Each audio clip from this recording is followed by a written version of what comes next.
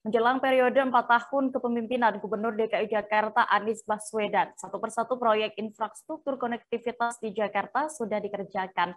Salah satu proyek infrastruktur yang menelan anggaran cukup banyak adalah pembangunan underpass Senen Extension di kawasan Senen, Jakarta Pusat dengan total anggaran 121,1 miliar rupiah. Proyek ini mulai dibangun sejak Januari 2020 lalu dan mulai diuji cobakan pada November 2020.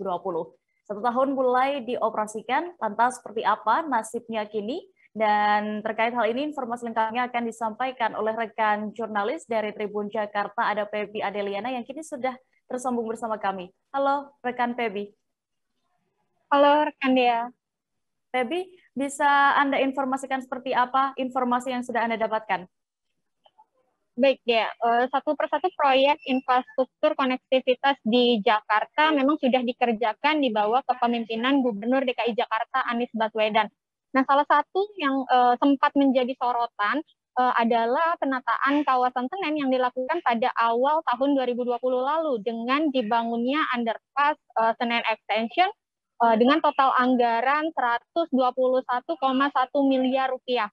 Nah, pengerjaan proyek underpass ini dilakukan melalui Dinas Bina Marga mulai dari Januari 2020 yang memang lokasinya sendiri ada di Simpang Senen menuju ke Jalan Raya Senen, Jakarta Pusat. Nah, pembangunan underpass ini memang ditujukan untuk mengurai kemacetan di sekitar lokasi serta mendukung kawasan Senen sebagai kawasan TOD atau Transit Oriented Development, begitu dia. Nah, selain itu pembangunan ini juga sekaligus untuk mendukung pergerakan bus Transjakarta yang memang melintasi rute tersebut dan mendukung Kementerian Perhubungan dalam menutup perlintasan kereta api dari arah Cempaka Putih ke arah Simpang Senen. Nah, mengutip data dari Dinas Bina Marga DKI Jakarta saat awal pembangunan, memang dibuatnya underpass ini sekaligus untuk mengakomodasi pejalan kaki dengan dibangunnya JPO kekinian yang bisa menyeberang dari satu sisi ke sisi lainnya dengan aman, begitu deh ya. Ya, baik. Lalu bisa Anda gambarkan seperti apa fasilitas di sana, mengingat underpass ini ya menelan cukup banyak biaya yang hingga ratusan juta rupiah tadi. Oke, baik. Bisa saya sampaikan bahwa underpass ini dibangun dengan menelan biaya 121,1 miliar rupiah, begitu dia. Nah, kalau kita kembali tentang fasilitas underpass Senen Extension yang dibangun pada 2020 ini, memang underpass ini dibangun sepanjang total 675 meter dengan konsep tropis estetik, begitu. Di mana underpass tersebut dibuat asri dengan adanya aksen pot bunga atau planter box warna-warni dengan dinding penutup yang dibuat dari ACP motif Betawi, begitu. Nah, konstruksi utamanya underpass ini juga dibuat dengan scan pile dan di bawah kolong lintas bawahnya itu dibuat tata cahaya yang artistik dengan pemasangan lampu yang dapat berubah warna, begitu. Nah, kalau kita bicara dengan kondisinya sendiri, memang saat ini kondisinya tersebut masih berfungsi dengan cukup baik. Namun memang untuk pencahayaannya sendiri saya masih belum bisa pastikan karena saat saya melakukan liputan masih dalam kondisi siang hari dan belum terlihat cahaya lampu yang menyala, begitu deh. Nah, pembangunan ini juga sekaligus dilakukan dengan dibangunnya jembatan penyeberangan orang yang berdesain artistik, begitu. Selain dibuat modern, JPO ini juga dibuat ramah disabilitas dan dilengkapi dengan fasilitas berupa CCTV dan juga lift di dalamnya. Nah, untuk JPO yang ada di kawasan Pasar Senen ini dibuat modern dengan corak touch piano, begitu.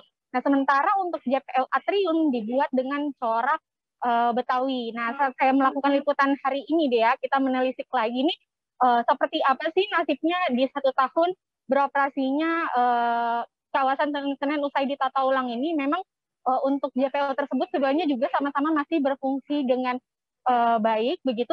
Di mana untuk JPO Pasar Senen masih memiliki fasilitas yang cukup baik seperti lift yang masih berfungsi serta AC, begitu, pada bagian dalam lift yang masih berfungsi cukup baik. Namun untuk JPO di Atrium tadi saya juga sudah melihat bahwa kondisi liftnya tidak bisa digunakan, begitu deh ya. Ya, Lalu setelah hampir 1 tahun ini ya underpass ini sudah dioperasikan, apakah ini menurut pantauan Anda sudah cukup efektif menangani kemacetan di kawasan Subang Senen? Ya memang kalau saya bicara pantauan saya hari ini begitu, kawasan Simpang Senen sendiri terpantau cukup lancar dan tidak terlihat adanya kemacetan begitu. Menurut wawancara saya kepada sejumlah warga pun juga memang beberapa warga menilai bahwa hadirnya underpass di Simpang Senen ini memang cukup membantu para pengendara yang melintas sehingga tak perlu lagi melewati simpang lampu merah Senen. Begitupun juga dengan pembangunan JPO artistik yang ada di kawasan ini. Nah, tadi saya juga sempat mewawancarai salah satu pengamat perkotaan begitu.